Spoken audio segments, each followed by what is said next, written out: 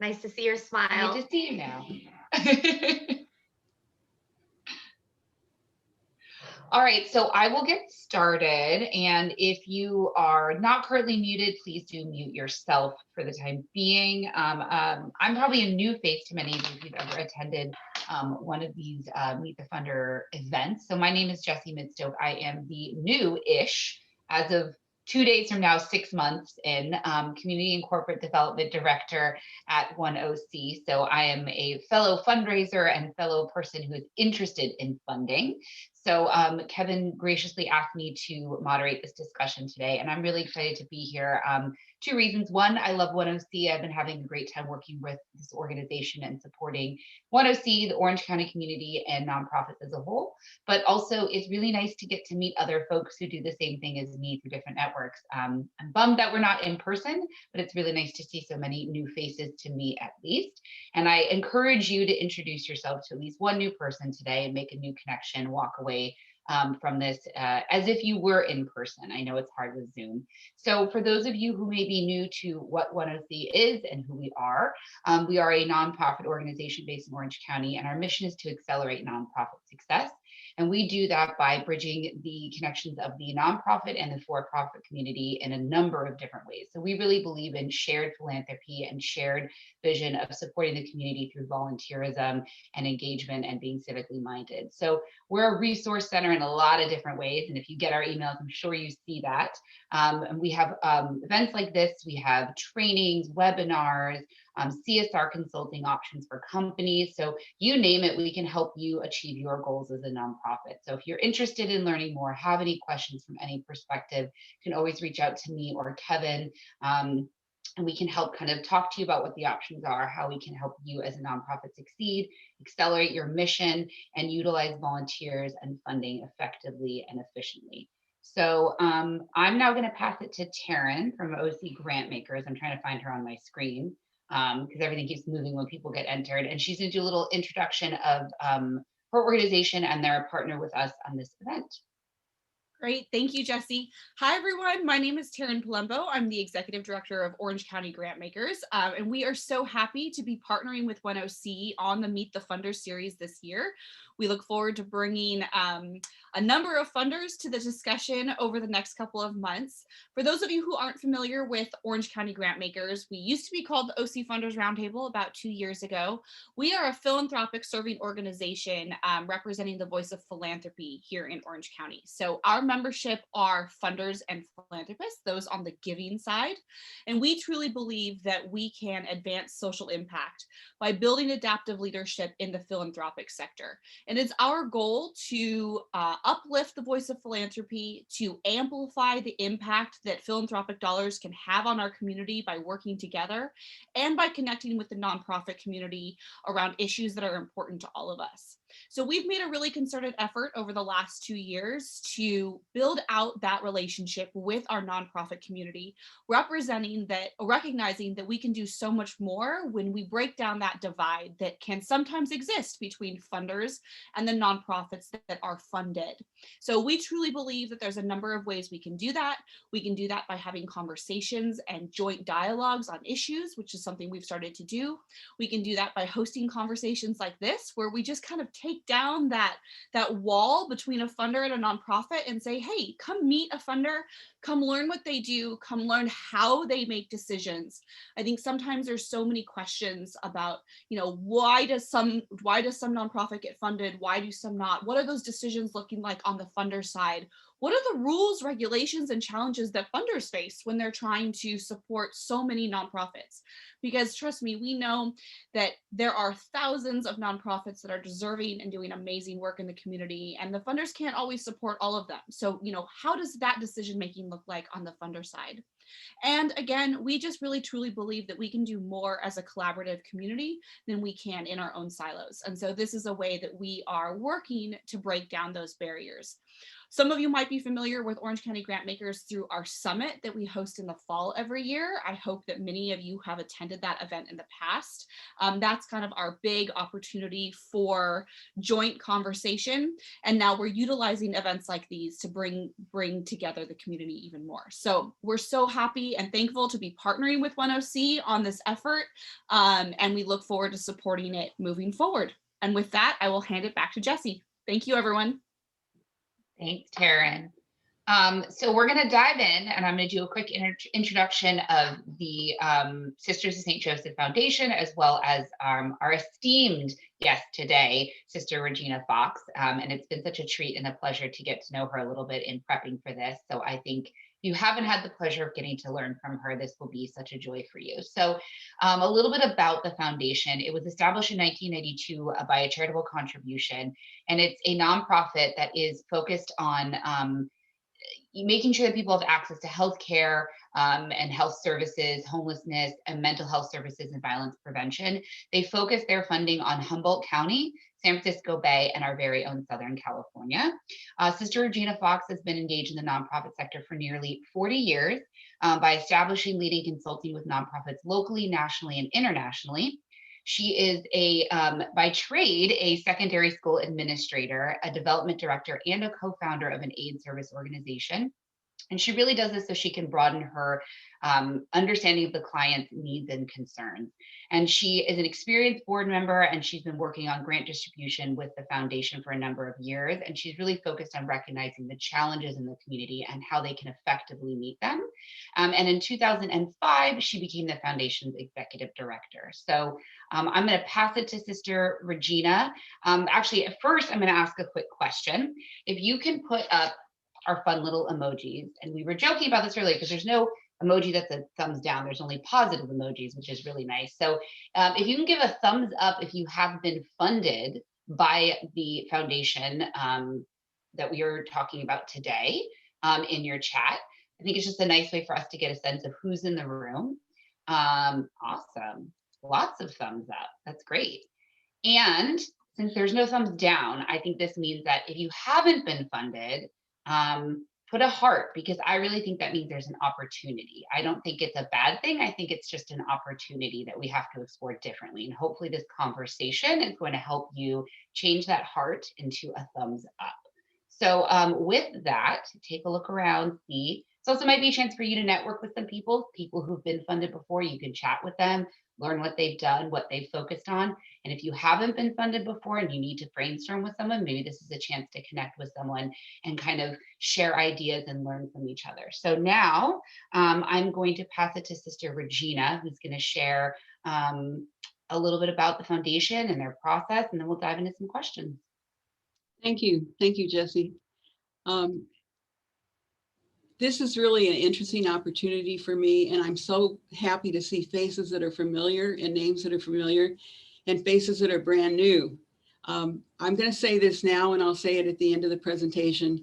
The Healthcare Foundation wants nothing more than to give money away, and we want you to be successful in getting the money. So anything that you hear today, it really moves you toward that end, basically. How do we help you get the money that you need to implement your mission and the services that you provide? The other thing I want to say to you is I think you're, having been on your side of the table, I think you're in one of the most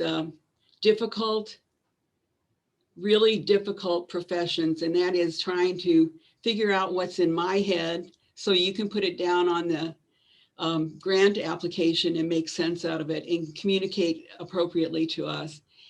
That's tough. And, you know, it'd be nice if we all use the same form and the same criteria and the same everything, but we don't. And so you have to adapt over and over and over again to whatever the criteria are, what the demands are for the application and all that kind of thing. So what I'd like to walk through today is what is our history in terms of how the foundation got started. And Jessie told you a little bit about that. Then I'd also like to talk about the process and timeline and schedule, and talk about we're in a process of change right now at the foundation. This is the 4th reiteration of the foundation. So, and it's not finished yet. So just hold your horses on that. So I'm going to share the screen now, hopefully. I may know all this stuff, but I don't necessarily know the technology. So hang in there.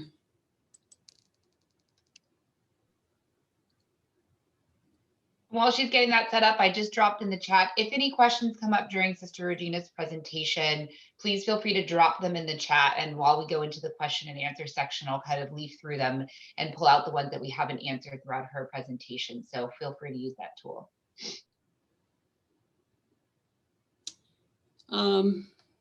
Jessie, am I in the right place? Yep, we can see your presentation. It's perfect. Okay, great. I don't see where to advance the slides. You just use the arrows on your keyboard, the right arrow, and that'll just take you to the next slide because you're probably in presentation. Actually, I don't have that keyboard up. If you click the presentation, does it take you to the next slide?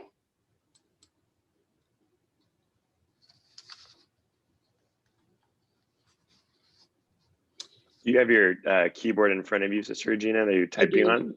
I do. You could probably use one of the arrows on there. If you click the right arrow. There you go. Oh, okay. As Jessie said at the beginning, the foundation was started in 1992. The Sisters of St. Joseph of Orange owned a healthcare plan, and they decided that they did not want to be responsible for managing that plan.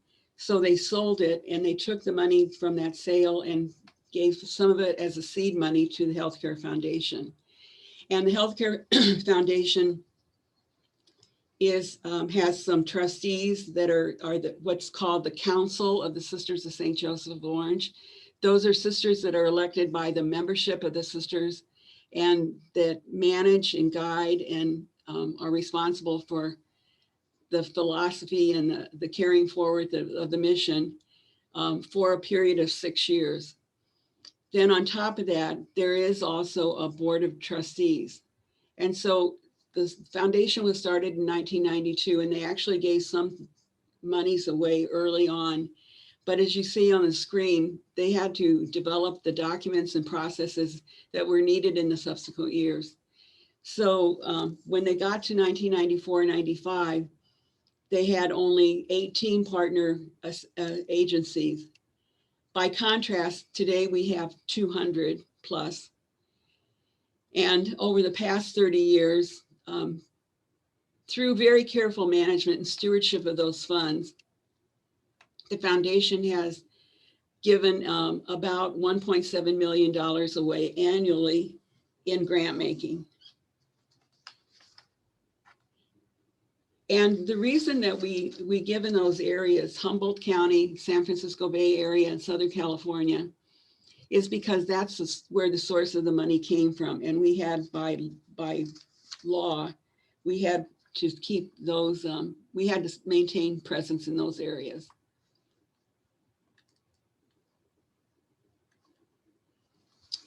So the foundation, it has its primary purpose, and this has not changed, to meet the needs of the working and indigent poor in California, especially those of families and children at risk. And we would say probably today in the language, in children and in communities of color. The mission of the Sisters of St. Joseph themselves is to bring unity and healing where divisiveness and oppression exists. So everything that the sisters really do is done in a collaborative manner. It's done in a way to bring people together. It's done in a way that creates common values and common respect for the individuals that are there. I mentioned this before, our structure is, the corporate member is the General Council of Sisters of St. Joseph, who has reserved rights over the philosophy and mission and the choice and approval of board members. It's interesting, I think, the board composition is, right now we have 11 members and includes both sisters. There can be up to 5 sisters on the board with lay women and lay men. So there's a balance of the community, the Sisters of St. Joseph, plus the people in the broader community, lay women and lay men in nonprofits or in other kind of arenas. And these we spoke about before. We go by the distribution regulation that's set up by the foundations at the state level. And that is that we give away 5% of the average total of the market value over the past 3 years. So we look at what the value of our investment is. We look at what it has been over 12 quarters, basically, and we give away 5% of that amount. Now, interestingly enough, as is different from other foundations, particularly family foundations and corporate foundations, we don't do fundraising. We totally operate out of the interest that is generated by the corpus of the foundation. Another distinct difference is that when the foundation was started, they really wanted the sisters to be present in some way, either as board members, to be endorsers of applications, to be grant writers for agencies, or to be staff members. And that was at the beginning because they wanted the sisters to know what the foundation was doing. And they also wanted the sisters to be the conduit between the agency and the foundation. As the number of sisters has declined over the years, there is now no official role that exists for sister presence. And you're going to hear me say they and we. When I say they, I'm talking about the Sisters of St. Joseph, and I am not a Sister of St. Joseph. I am a school sister of Notre Dame, but I have worked with the Sisters of St. Joseph since 1996. So I'm kind of adopted.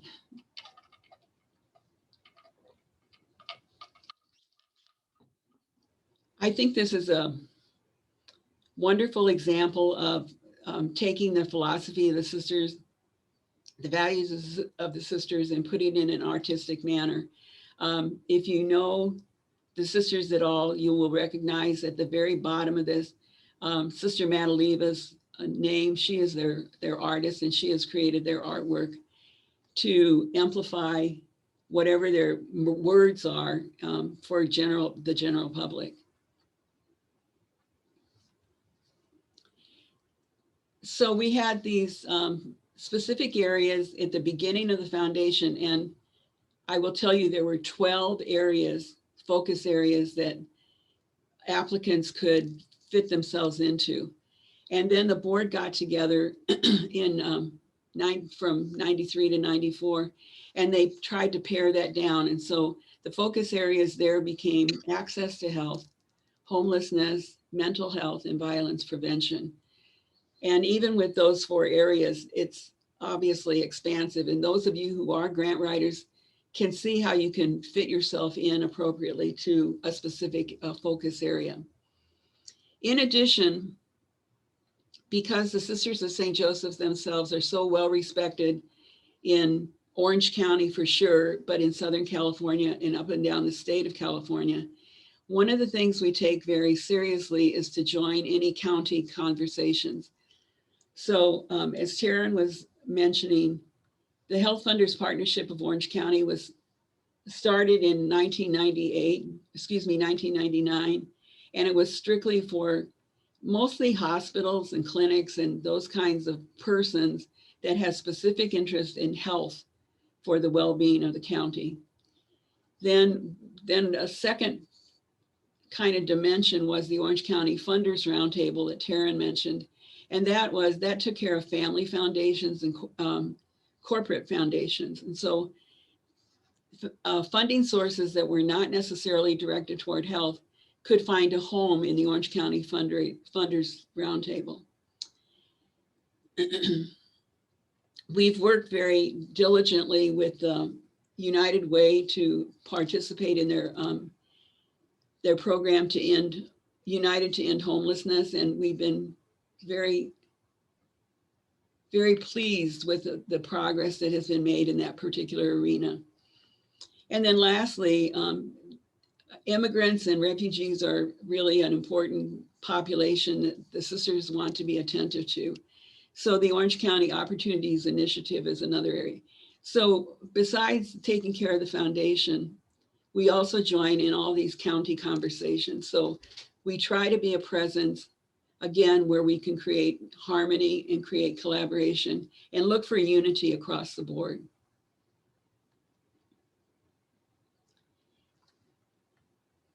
So the board right now, as of yesterday, since 2018,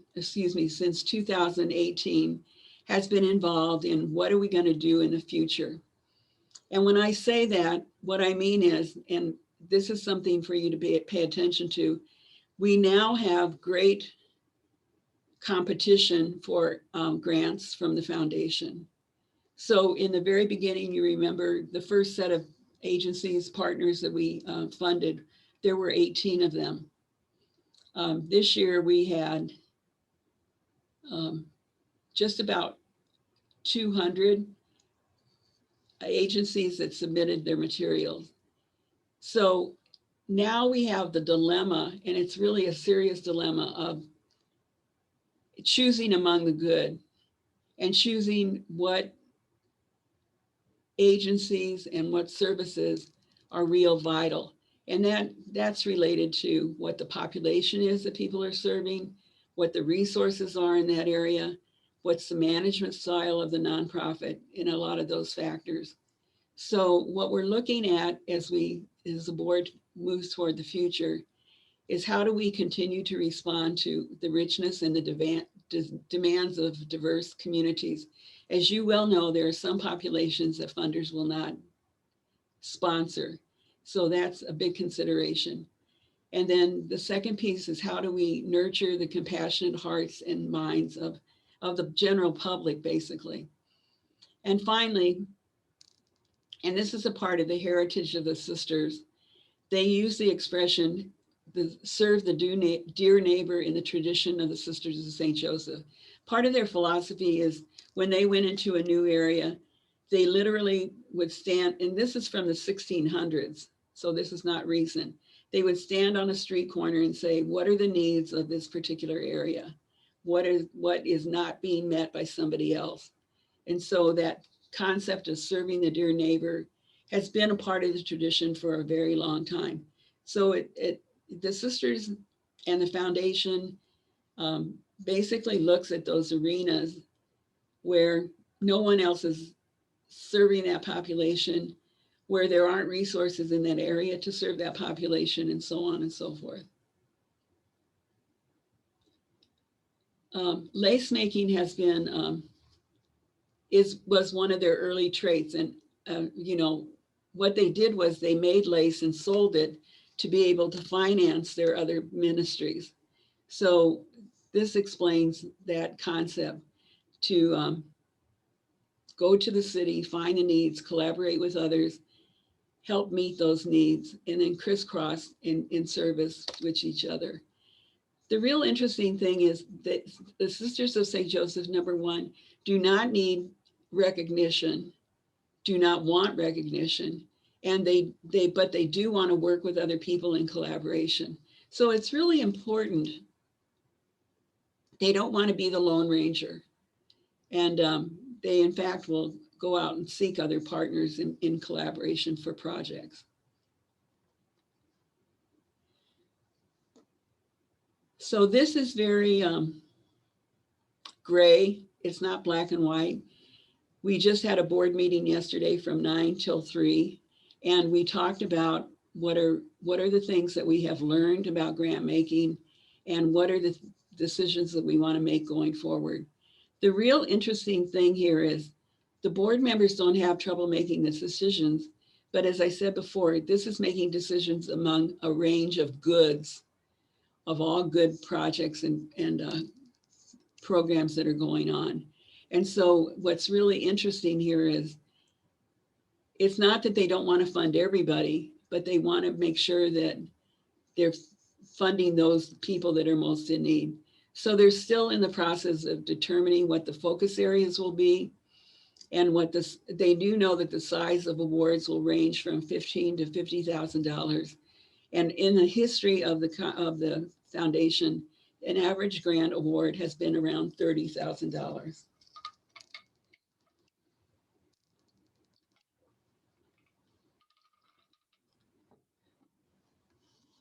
Now, these are points that are particular to the Healthcare Foundation. However, I would guess that they're particular to every foundation or every piece of grant writing that you do. I cannot emphasize enough that you read all the directions before you begin putting ink to paper. Obviously, check your math. For us, people put numbers on our budget form and the numbers don't add up, or they don't match the cover sheet. The next one is checklist. The checklist is a guide, and we say do not put that in the submission. I can't tell you how many people this is where we throw people out, we decline people, because if they can't follow the directions of our application, what are they going to do with the money that the sisters give them? So it's not that we're being cavalier. It's not that we don't care about their project, but it's the professionalism or lack thereof that colors part of our decision.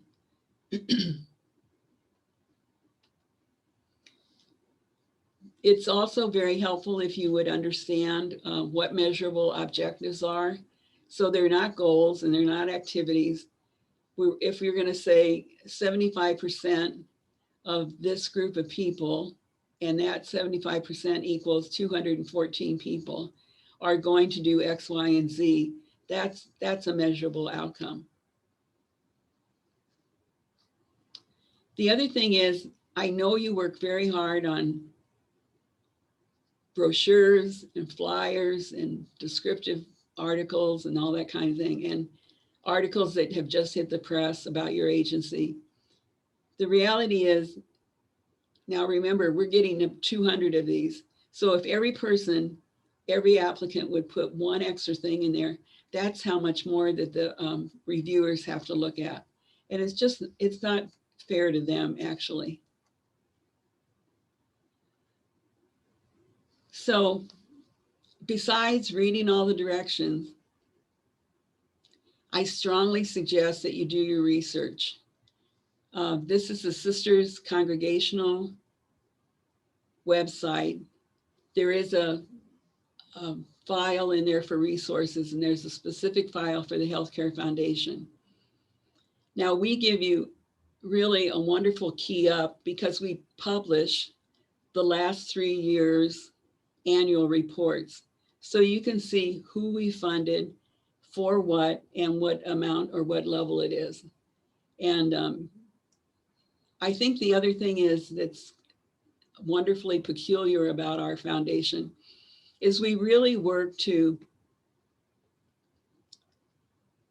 create a relationship with the particular person that funds. So I think we're pretty unique in, if you have a question about your application. So let's say you're getting ready to do an application and your board or your finance committee or somebody has said, we'd like you to get this funding for this, this, and this. And if people have called and said, what do you think is the best option? And I like to participate in those conversations because I'd rather give you advice on what the board is interested in rather than having you go down a dark path and fill out an application that the board's not even really going to look at with much objectivity. So that's a valuable thing. Introduce yourself, call, explain what your projects are, seek advice. We got an applicant one time that asked for a grant of $150,000. Well, you kind of just laugh at that because in reality, that person doesn't know anything about us because we don't give grants in that award range. So take advantage of doing the research. Also check with your peers in your focus area and see who they're getting funding from and for what. You know, the philanthropic community is really a wonderful resource to share information and to say, if you go to this place, talk to this person. If you go to this place, be very explicit about X, Y, and Z. So do your homework. Do your homework before you put a pencil to paper. So I think this pretty much sums up another piece. If you have a vision, but you don't have a task, it's a dream. And if you have a task without a vision, it's drudgery. And a vision and a task is the hope for our world.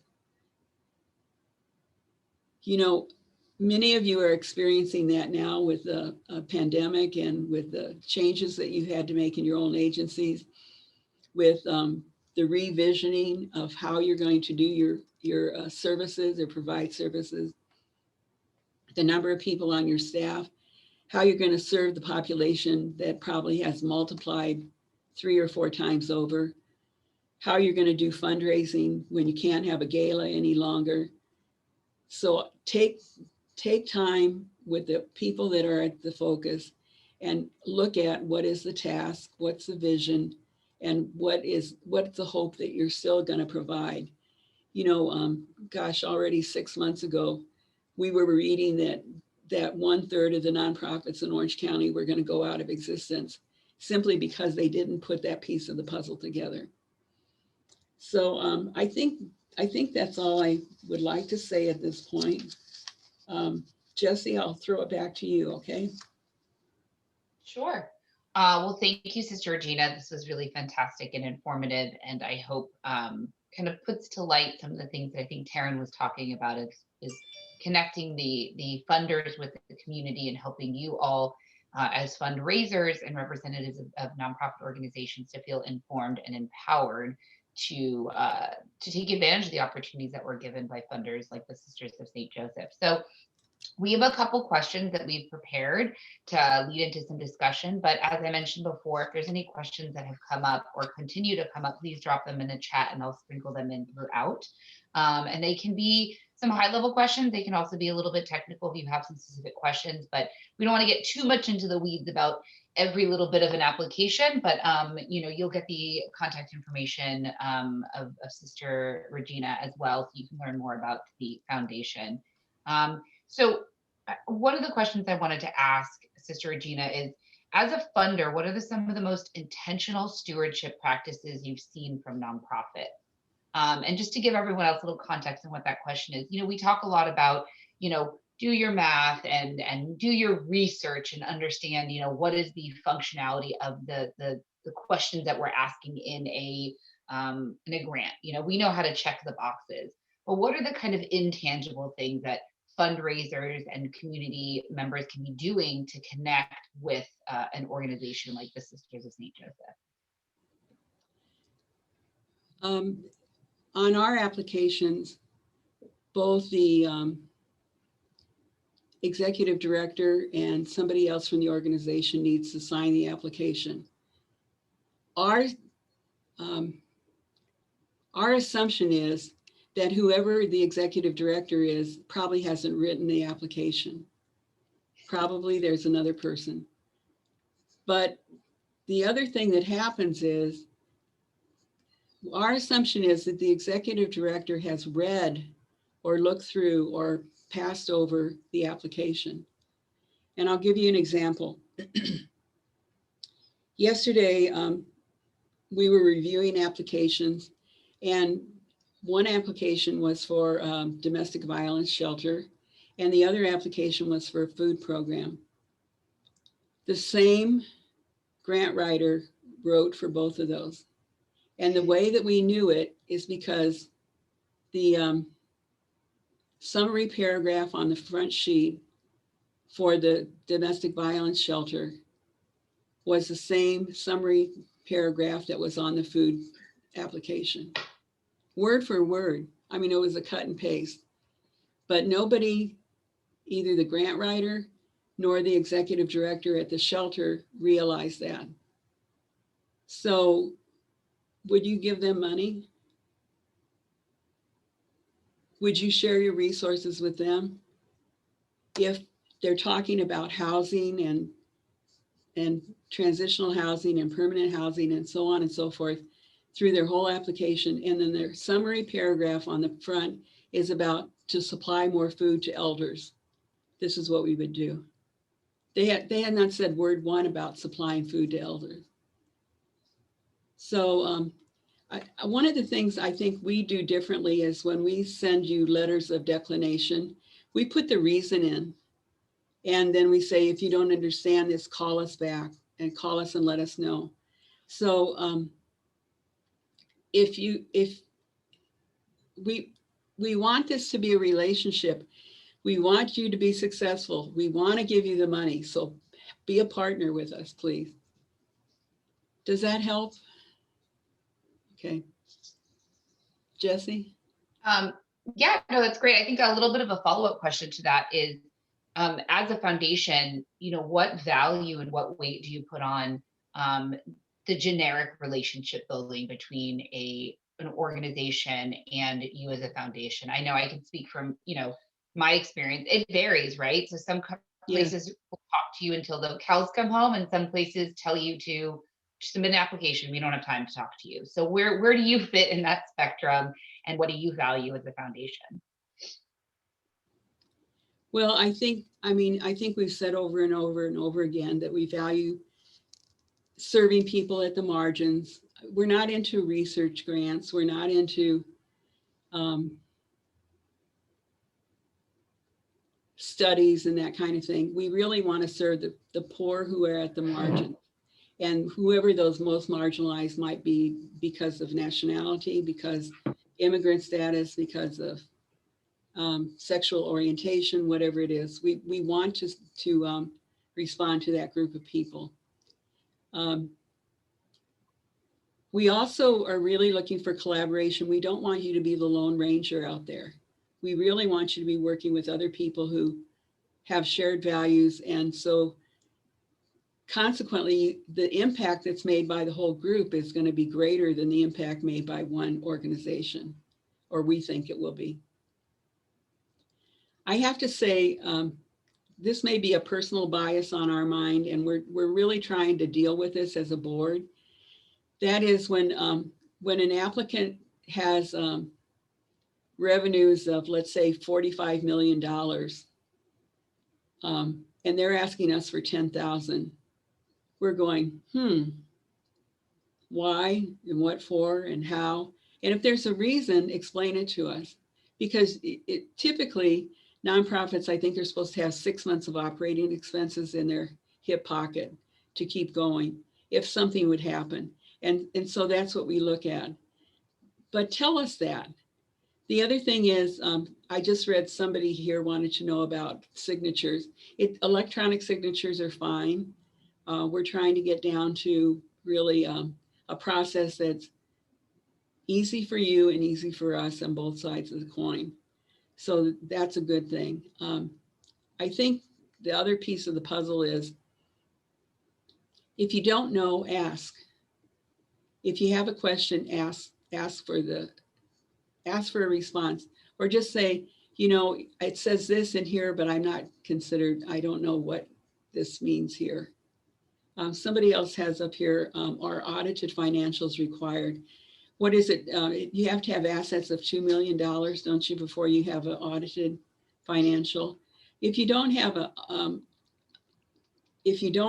an audited financial, have a review and have that review signed up and tell us why it's a review, so. Perfect. Thank you, Sister Gina. We're definitely getting hit with a lot of questions, so I will start, kind of fussing through them a little bit. I did have a quick question to follow up to what you were saying. I come from not ONOC, but an organization in Los Angeles that was quite large. We were running on $120 million annual budget. But a lot of that was because of the nature of what we were doing, and we were a senior services organization. Yet a lot of our bread and butter when we were fundraising, what we were every year, was those $10,000 grants, right? Those little bit, that little bit counts, right? It goes a long way. Mhm. So I guess my question is what is the best way? You kind of addressed it, but I think there's maybe more to explore. There's like, how can an organization really show you that that means something, right? Like, whose judgment call is it to say, oh, you have a big budget, why are you asking for $10,000? How do we help you recognize that that is valuable for us? Is it showing you where all that money goes every One year? sentence in your application will do it. This doesn't have to be, it doesn't have to be an epistle or a Bible or the first chapter of a book. Just tell us one sentence. You know, our operations are this, we need this much in background, blah, blah, blah. You know, excuse me for saying that, but blah, blah, blah. And just tell us one sentence, you know, like the people that don't need to do an audit, tell us why you don't need to do an audit. Just one sentence, that's enough. You said something else, Jessie, one of the things that I know that the foundation has value in for the whole community is if we gave you 50 cents and you put into your future publicity and all that, the Sisters of St. Joseph of Orange gave us 50 cents. We have given you legitimacy. We've given you credibility. You can use that in umpteen different ways. And people that see the Sisters of St. Joseph, I mean, they've been here, they've been in Orange County since 1921. They have hospitals, they're up and down the state. They still are very much in the population working. And, you know, just use that information, and they use it as leverage. And that's the value of the 50 cents or the dollar or whatever that we give you, if you know how to use it. So it's the fundraising, grant writing component, working with the communications component, working together. Perfect, thank you. I'm going to toggle a little bit to some of the questions in the chat. Sure. And related to a little bit of what we were just talking about is what's the best way for you to get to know us? And the us, I think, is all the nonprofits and fundraisers and representatives here on this call prior to the submission of a grant. So what is the best way to forge a relationship with the foundation? Well, I'm pretty relational, so I like phone calls more than I like emails. I have enough emails to sink a battleship most of the time. And sometimes you put things in emails that are the canned expression of who you are. And sometimes you don't really, you know, I might have other questions that I would ask you. So the best way is I'd like to have an informational call. Send me an email that says, I'd like to have an informational call with you. Could you give me some dates and times that you're available? And usually I'll give anybody a half hour's worth of time on the phone. And so the value is what you can do is within a half hour, you should be able to tell me what your mission is, what your services are, the population you're serving, what your challenges are, and what your successes are. Name your successes. If you're a new organization, tell me how you're starting out, how you're building up your board, how you're getting support from volunteers. The board, hopefully, if you're a new organization, if you're under 5 years old, hopefully is a board of at least 10 to 15 people. And they're not all your in-laws and relatives and best friends and blah, blah, blah. They're people of reputability in the community, one way or another. So, and tell us who they are. Also tell us if they're contributing in any way to the support of the mission. You know, some boards you have to give or get $5,000 per board member. If that's the case, then tell us that. Tell us how you're growing. What are you doing to grow? What ways are you expanding along the way? There's some of you on the screen that I know very well who could be giving this talk, really. So just chime in here any way you want to. Does that help? So Yeah, call, that's fantastic. call and let me know.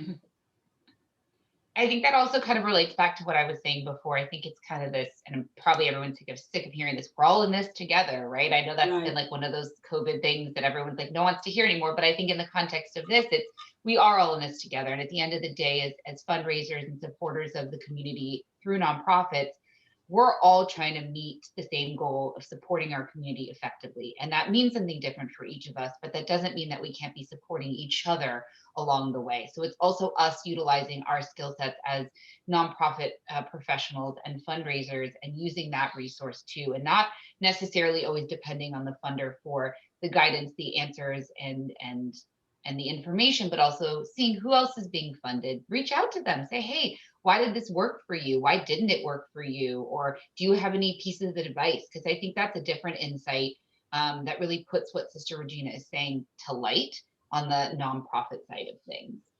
I think the other thing is, as you saw from the presentation, we're in our 4th iteration of the foundation. And so things change over time. So what was the modus operandi in 1992 is not that today in 2021. So be up to date. Don't tell us what the values and whatever you were doing 10, 15 years ago, unless it matches. Get it, make some sync happening. And the other thing is, if a colleague comes to you and says, you know, I'm really looking for support here, give them the support, give them the name, give them the collaboration. I mean, you know, nobody died and left you God today. So share the information you have with somebody else, okay?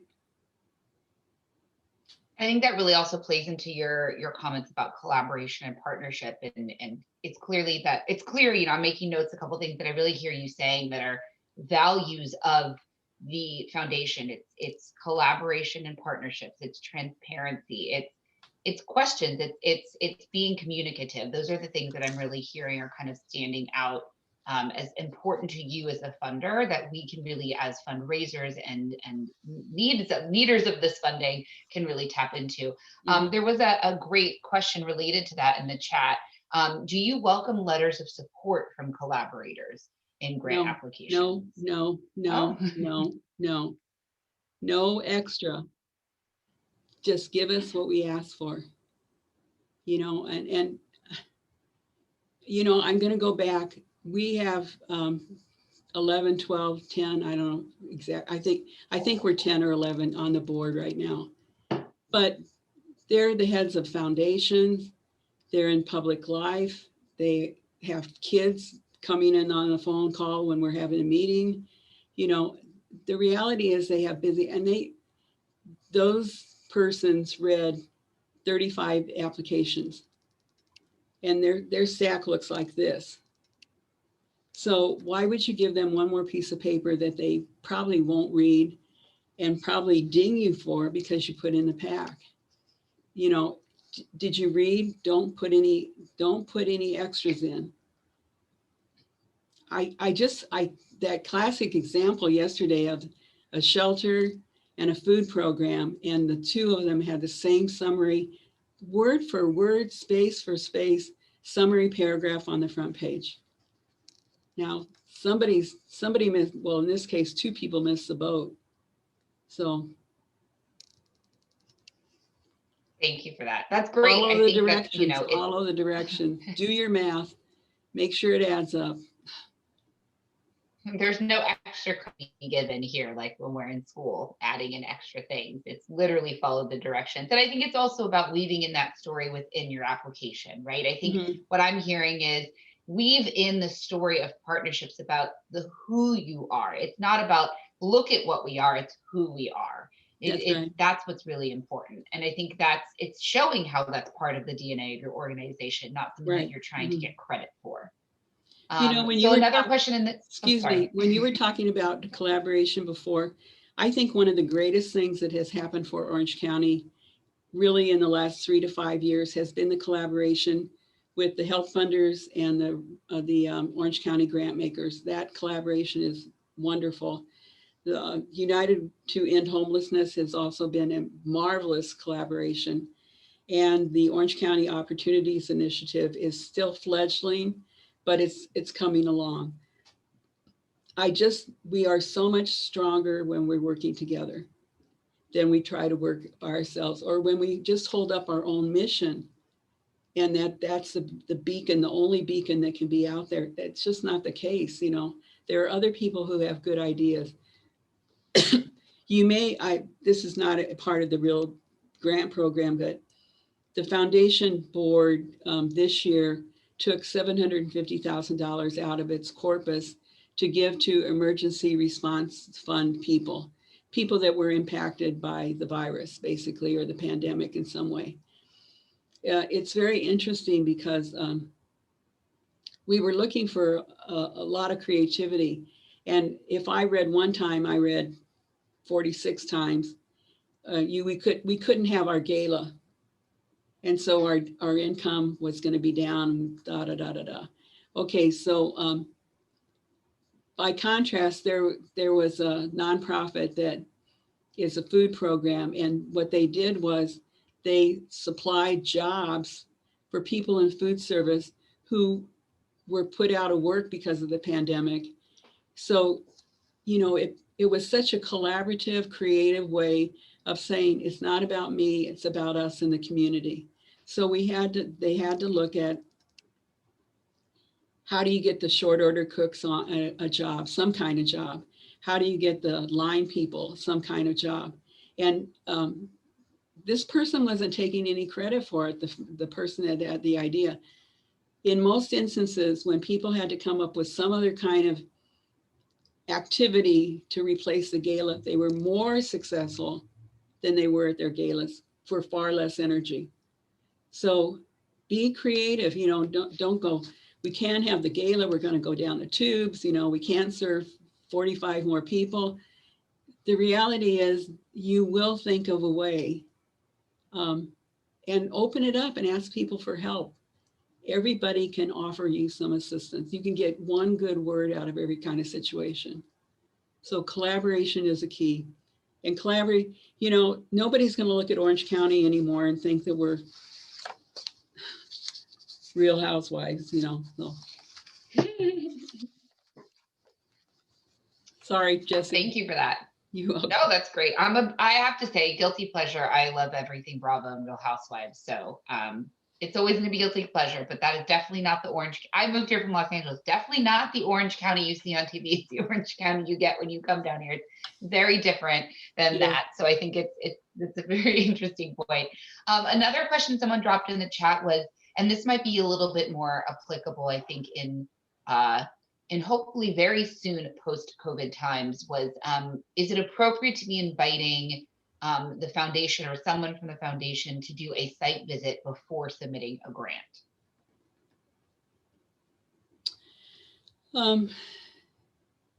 Yes, I think it's appropriate. I go back to time, I'm an executive director, but I'm a part-time employee of the foundation. So when I have, usually this office is papered with paper. And then during crush times, it's papered with more paper. And because I try to be personal and relational with individuals, I don't necessarily want to take time out of the office. Now, a couple of years ago, we had a board that was extraordinarily proactive, and they wanted to do site visits. And I just spoke with one of those persons she did her 9 years on the board and then stepped off. And she said that's one thing she remembers. She went to did a site visit, and the impression that it made on her has made her a donor to today. So she went for the site visit. She just chose, I gave them a couple of different choices where they could go that would be in the area. And they did the site visit in the morning and came in the afternoon and shared with it. It was really helpful, but I just spoke with her last week, and it made such an impression on her. She became a donor for that program. So extend the invitation. How can I say this? I'm going to say that, well, this is probably undiplomatic, but don't give us a party line. You know, tell us where the kinks in the armor are, the flaws, and tell us what's hard about your position. Tell us why we are even there. So I hope you're hearing that we want the information, but we want you to be truthful. And we want to know the facts. We don't want to know the glitz and the sparkle and all that kind of stuff. Just give us reality. Jessie, can I chime in really quick? It's Sure. Georgia. Yeah. Hi. Hi, good morning, everyone, and happy Friday. I truly want to echo Sister Regina's comments. And when I first started as an executive director of this organization, of Community Health Initiative of Orange County, I came in right when we were going to submit the grant to the Sisters of St. Joseph. And if you're kind of, if this journey of fund development is maybe, you're in your first few years or so, this is one of the best trainings that one can attend with Sister Regina, because everything she's telling you, she's being truthful. And what I mean by that is, if you are having a challenging time, she can take it and be honest, open. Another thing too is, if you do finish the application early, and if she knows you well, she'll come back and tell you, Georgina, really, did you do this? Just die on your sword. And I was so embarrassed because I was new. And I said, yeah, I made a mistake. She's like, all right, just here you go. Try and make it better. I'm like, all right. And I was so embarrassed, but I got over it. Here I am, facing her. She's made investments into our organization that we will be able to sustain the organization through a social enterprise that the foundation invested in for us.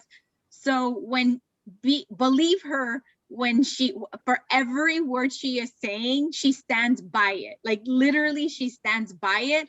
But for me, what's helpful, and I hope for all of you as well, is that you will know where you stand and you will know what areas to improve, because if they're not pointed out to us, then how will we make it better? And how will we secure that funding for the most vulnerable in our community? And that's the lens that I always see things through, is that, okay, don't take it personal. It's all about the mission of your organization. And that's what Sister Regina and her foundation is here to do. So thank you for the opportunity to speak. I'll give you a Of course, that was contribution later. massive insight. Oh. See, she said it. She's a busy woman, always getting phone calls and asking, getting questions. Thank you, Georgina. I think it's really nice to get the insight of a recipient and a partner that really kind of illuminates exactly what we're talking about. So go ahead, Sister Regina. There's one more thing. Be sure you understand the difference. And this is so confusing. So I apologize for it. I have no control over it. But, we're the Sisters of St. Joseph Healthcare Foundation. That's the Sisters Foundation. There's also St. Joseph Health System Foundation, which is now Providence St. Joseph, I think. And you have to know that they're two entirely different visions. They're two different organizations. The Sisters of St. Joseph Health System Foundation, that's not the correct title. They've changed it 4 times in the last 4 years. But the reality is that's coming from the health system, which is hospitals along the state of California, Oregon, Washington State, over into Nevada, and so on and so forth. So it's the institutional, industrial, corporate model.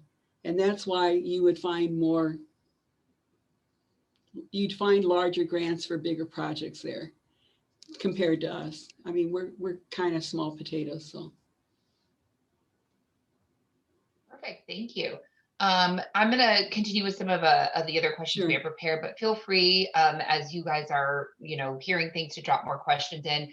I know some questions have been put in that maybe we haven't answered directly. I just want to recognize that I think some of them have been answered in some of our conversations. If you don't feel like they have been, please just redrop the question in so I can make sure that we address it best that we can. But I'm trying to pay attention to what we're hopefully tapping into as we're talking. I think, you mentioned briefly about how you guys carved out some funding related to immediate needs in the community and COVID and the pandemic this year. How are you approaching this new year with what's going on relative to the pandemic? Are you planning to carve out funding for that as well? And how does that affect the other funding you have available? And then a second part of that question is, you also mentioned that you're, kind of reviving the process of grant reviews with your board, and kind of what does that mean, all encompassing in the next year for people who are interested in working with you? Well, I can answer some of those questions directly, and some will be a little bit vague. The process of applying for grants is one of the things we've always been concerned about, very concerned about, is we have you drop off an application in September or September usually, but you don't get the money till the following June for the following fiscal year. And, that's 9 months, for God's sake, and you sit there and you wait for it, and we don't tell you, and blah, blah, blah. So one of the things that we are doing is we're truncating that process. So it will open in February, and you'll have your answer in June. Now, I know that's not immediate. We did immediacy with the Emergency Response Fund, but we just can't do immediate with the whole foundation. So that piece I can tell you, that's open. In terms of what the criteria or the focus are going to be, focus of the applications will be, or the funding sources, that's still a little gray, and so I'm hesitant to say anything. However, would you please check the website, because it'll be announced on the website, probably not till June, but it'll be announced on the website. And those people that did get funded this year, they'll be getting their check, and they'll be getting the whole application process. And then we're trying to figure out the people that are declined, how do we communicate with them as well? I mean, we're pretty big on communication, and we want you to know what's going on. It's just too gray right now. I honestly wish you all could be, each one of you could be a fly on the wall when we do grant review. Here we did grant review yesterday from 10 to 12, and we had 32 applications to say yay or nay to. And it's very interesting, because the thing that I love about our board is they take very seriously the review of the applications. They take very seriously about the population, and they appropriately defend their position. So when they are reading applications, they can say no funding, partial funding, or full funding.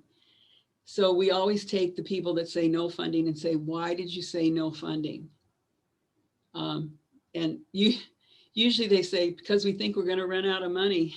So we will skip this one for this year. Then the people that get partial funding, what part of partial do you give them? So they really spar with each other in the very best sense of the word. They really talk to each other and say, this is why I think this is an important group. We had about 5 organizations this year that their whole leadership team had changed. The executive director and the development director and program director and whatever, all had changed. And you could tell it by the application. The application was significantly different than anything they had sent us before. So, we go, well, why? And actually one agency, a pretty big agency that usually got a large sum of money, didn't even submit this year, because I think they just lost it.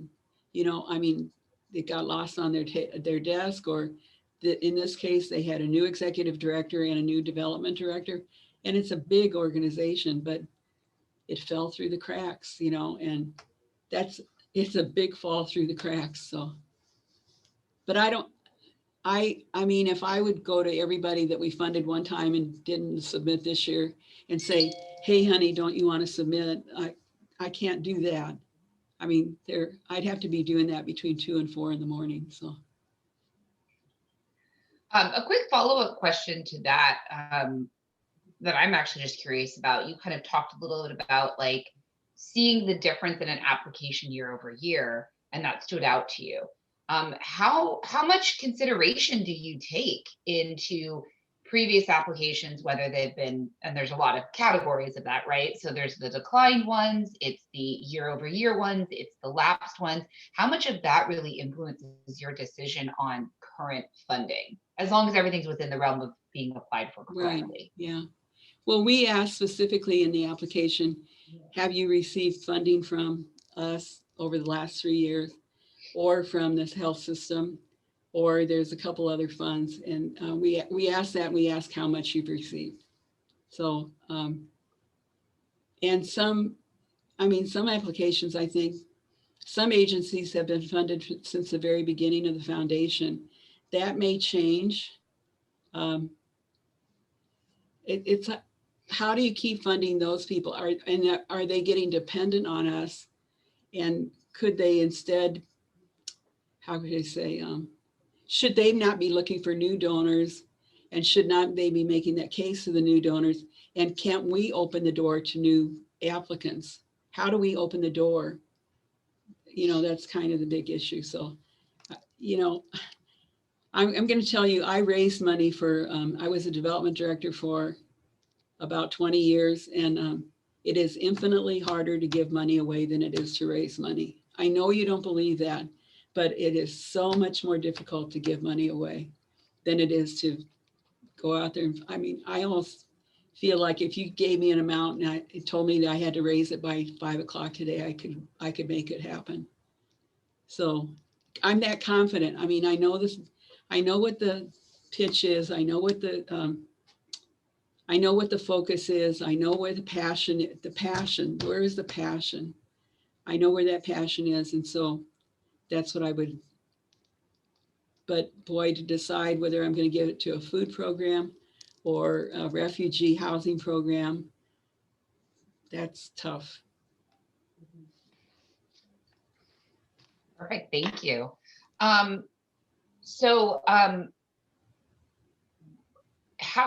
question that we had prepared, which I think has partially been answered, but I really want to make sure that everyone kind of hears it. How can we be accessing the right information as we prep before contacting you for applying for a grant?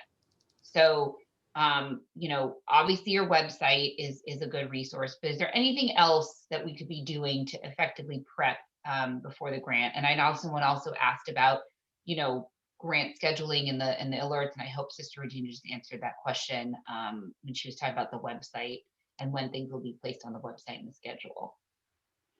Well, as a development director, I always had, I made it a rule that when I went to any event, I collected 3 business cards, whoever they were. And when I got back from that event, I hand wrote them a personal thank you. Thank you, blah, blah, blah. I hope I can meet with you sometime. You all go to enough events. You all know the appropriate people you need to be tapping on the shoulder. So you just have to, let's see, I'm gonna say this because it's my personality. I am a very introverted person. You probably don't believe that, but I'm highly introverted. And I helped start a food program for persons that were HIV positive or affected by HIV in St. Louis at the very beginning of the pandemic. And we had an event that was called the Tasteful Affair in a big ballroom. And we got restaurateurs to provide the food. And so I would go in there, and the people that worked for the organization, which was called Food Outreach, they always said, when you came in the room, you changed your personality. And I did. I mean, because I would walk up to the wall and try to get the wall to talk back to me.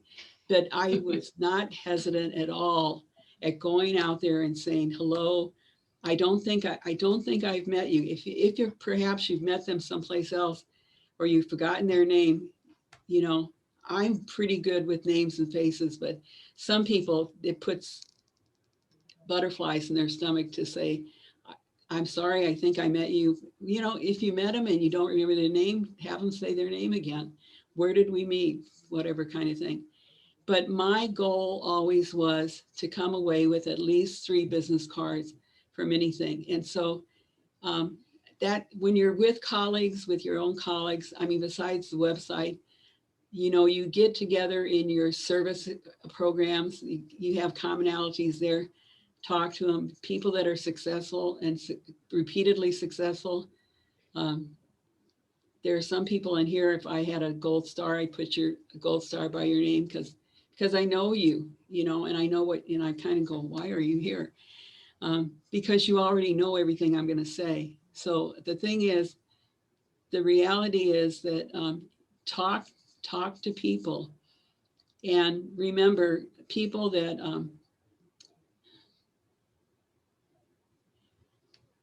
I worked with. When I first started in professional life, I started as a secondary teacher in Cape Girardeau, Missouri. And there was a family there that owned a motel chain. And they had 6 or 7 kids in school. And so the one young man, he was horrible in math. I taught all math, especially geometry and blah, blah, blah. And he was just horrible in math. But I knew he loved, he was passionate about his father and the heritage that had been passed on from the grandfather to his father about this family. His parents and uncles would sit at a restaurant on a Saturday morning and take a napkin and plan how they were going to develop the area around a highway in Cape Girardeau and where they were going to build hotel, plumbing service, carpentry service, contractors. And we're talking about in the 60s. So this is not recent. But today they have almost 200 hotel motels across the United States. And so the young man who could not get geometry, I mean, he tried his darndest. He's the president of this hotel chain now. And they had some along the Gulf of Mexico, and this is important, I think. They were 2 of the hotels were totally wiped out with Katrina and then somebody else. And he took care of all his employees, paid them regular salary, the whole 9 yards, as long as the restoration was going on. Now, to me, that's a person that understands his role as a leader and who understands his obligation to his employees, basically, because they were going to redo that area. And, you know, the thing is, he could have just said, well, we're closed down and come back later or whatever. But he knew they had families and he knew that they needed something to sustain themselves. So the kid who couldn't do geometry, had a human being heart. And, you know, as soon as I found that out, I called him, I wrote him, you know, whatever. But it's because I was his geometry teacher in whatever year it was. So, you know, you just have to listen. Don't talk, listen, and then ask appropriate questions or be engaged with the other person in some particular way. I'm not telling you anything you don't know. And I'm going to repeat again, we want you to be successful and we want to give our money away. So if you don't hear anything else, please hear that. Okay. Thank you all, really. Thank you, Sister Regina. All right, so we have a final 10 minutes left. One kind of functional question, I thought that was an interesting one, and maybe we can address that and then do any last final wrap-up questions. And I know there's some questions about if there will be recordings and resources sent out, and I'll kind of pass that over to Kevin to answer. Someone asked, what is the best budget you've ever seen? And that might be a big question, but maybe it's like a quick little anecdote about why it was so good as a numbers woman.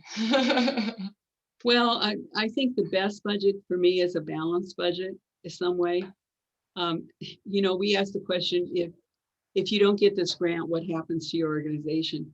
And I am just shocked at the people who say, well, we'll just continue because we've made plans for that. well, you know, tell us what your plans are. And I don't care how well you've made plans. You know, if your building burned down tomorrow, if your fundraising efforts they would crash, how are you going to sustain yourself? What is plan B? You know, the vision and the task and the putting that together to take you forward. You know, there are always issues that come up that are really, really, really, you don't have any control over. And if this pandemic hasn't taught us anything else, it's taught us that. So, you know, what we look for is diversification in funding. So on our application, on our budget sheet, we have what this project is going to cost. And we have what is pending for this project and what is committed to the project. You know, what I don't like to see is that you're asking us for $40,000 and you have only $25,000 committed to it. I mean, you're asking us to pay to basically underwrite the project, and we don't do that. We don't want to be the sole funder of any project. And then tell us follow the details, follow the information, because on the budget sheet at the bottom, we ask you, what is the project budget? And then where are you going to put our money? Where are you going to put the grant money? And then it says salaries and give details. They just people put salaries and put a figure in there, but they don't say if it's for the person washing dishes or for the person doing the fundraising or for the executive director. We typically don't like to pay for administration and rent, because you got to have those to operate, you know. And it seems like I know the argument on the other side, so you don't have to tell me that argument.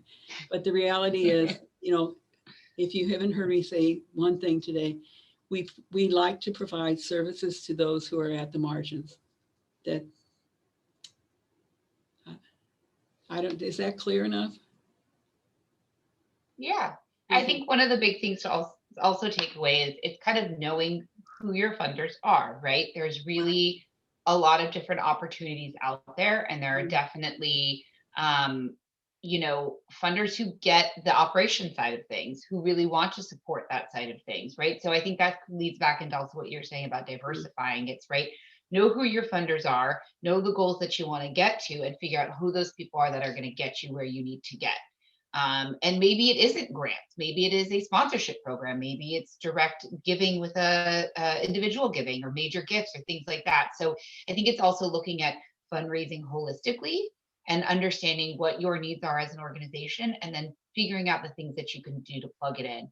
And if there's anything that we all know working in the nonprofit sector, being funders and fundraisers, is that phrase, what is it? We plan and God laughs, right? The pandemic is the proof of that, right? Like, we plan and we do everything that we can, but we also have to be really nimble and really resilient and really understand how to quickly pivot and meet the needs that we're trying to accomplish within the community. And it's hard, right? So it's a very hard decision when you're running maybe a smaller nonprofit, and it's like, you look at your budget and it's like, well, we need to serve 10 more people, or we have to keep the lights on. It's like we sometimes are faced with these questions. So how do we create infrastructure within organizations to not be at that point? And I think that's where it's the relationships with funders, and also the relationship internally as an organization in understanding what your capabilities are, what your mission truly is, and staying focused on that. And another thing I think we also can be very guilty of is chasing the money, right? We want to figure out how we fit in to a funder's priorities, when the answer is sometimes we just don't always, and that's okay. But you can still have a conversation and still create an opportunity for relationship building that might parlay into something else. So, you know, you all, most of you are development people, so I think, but way back in my stone age of doing development, people always said to me, don't put all your eggs in one basket writing grants, because at that time, for every 10 to 15 grants that you wrote, applications, you would get funded for one and not at the total amount. So where does your fundraising come from? It comes from individuals. It comes from mom and pops. It comes from people who've been in the circumstances that your clients are in now. It comes from other situations. And it's wonderful that there are grants out there and that that opportunity is available. But the reality is, it's just not. You can't put your eggs in that one basket. You'll get more money from individuals and from donations, persons, than you will from people like me. So. Perfect. Thank you, Sister Regina. Well, we're at the 5-minute mark. So if you have any last minute questions, just drop them in the chat, but I'm going to pass it to Kevin because like I said, there were some questions about post meeting information and post event meeting information and resources. So thank you, Sister Regina. This was incredibly informative. Thank you all for allowing me to be part of this with you. This was my first time doing this with this group, and I really enjoyed it. I really wish we were together. I would love to meet all of you and shake your hands, and hopefully one day we'll do that. And hopefully we all can look to each other to collaborate and take away some of those really great insights that Sister Regina shared about collaboration and transparency and communications. And our number one is follow instructions. So Kevin. Yeah, thank you, Sister Regina. Thank you, Jessie. This was incredibly rich. I hope you all enjoyed it. We will be sending the slides and the recording out. So if you want to re-reference, we covered a lot. So you'll be able to go back. So you'll receive an email later today. If you don't get it, feel free to email me and I'll forward it to you. I know some people had trouble getting the link, but I should have most of your emails. But you'll see that later this afternoon. If you have any questions, definitely shoot them my way and I can pass them along to Jessie or Sister Regina. But thank you, Sister Regina, for taking the time. It really was incredibly valuable. Thank you for all that you shared. And we really appreciate it. So we'll see you all next time. We'll have another one going into Q2. Take care. Thank you for the opportunity and thanks for attending. Thanks for your questions. Have a good weekend, everyone. Thank you all. Have a wonderful weekend. Bye. Thanks, Sister Regina. You're welcome. Bye. Bye.